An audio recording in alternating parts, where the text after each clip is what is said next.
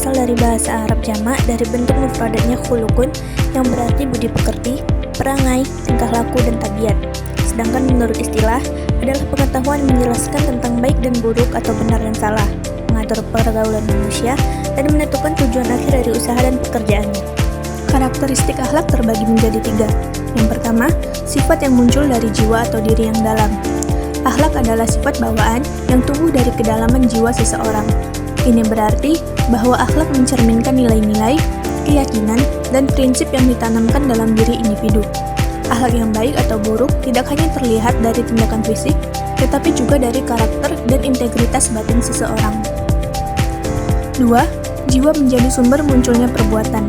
Jiwa merupakan asal mula dari segala tindakan yang dilakukan individu.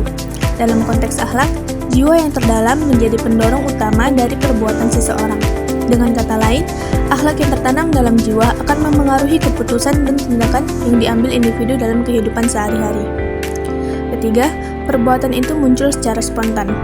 Akhlak yang telah tertanam kuat dalam diri seseorang akan mempengaruhi perilaku secara alami dan spontan. Ketika akhlak baik sudah menjadi bagian integral dari diri seseorang, perbuatan baik akan muncul tanpa harus dipaksakan. Perilaku yang baik menjadi respons alami dari karakter yang baik yang dimiliki individu. Dengan demikian, akhlak bukan hanya tentang tindakan, tetapi juga tentang karakter dan nilai yang melekat dalam diri seseorang, mempengaruhi setiap aspek kehidupan dan interaksi dengan orang lain. Pertama, akhlak Allah Subhanahu wa Ta'ala.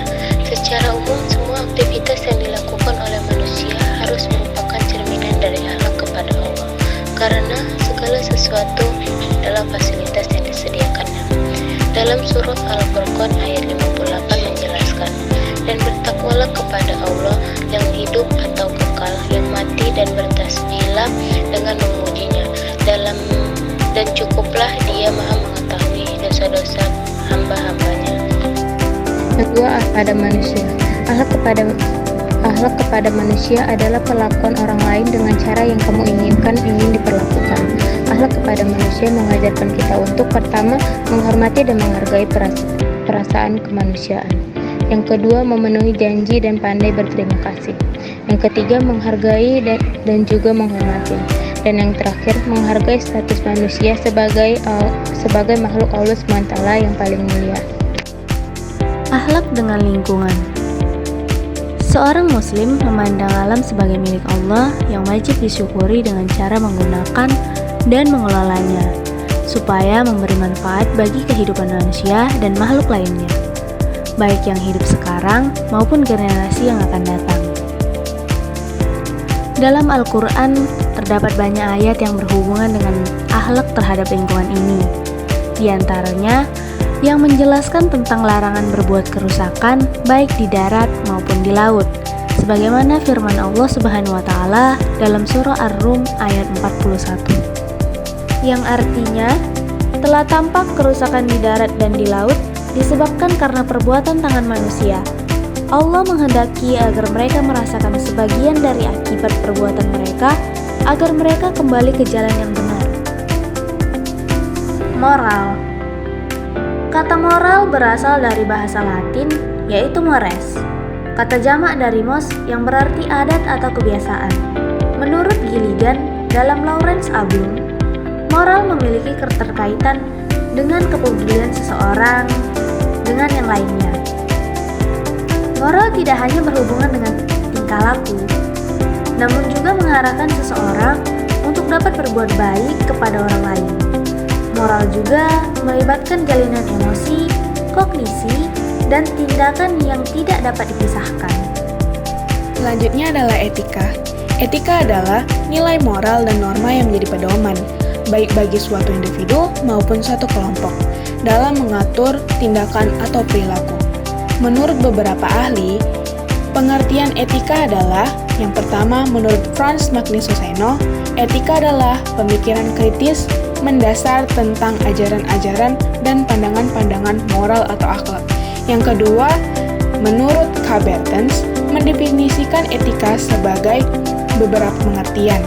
Yang pertama, etika adalah ilmu tentang yang baik dan buruk. Yang kedua, etika adalah ilmu yang membahas tentang moralitas.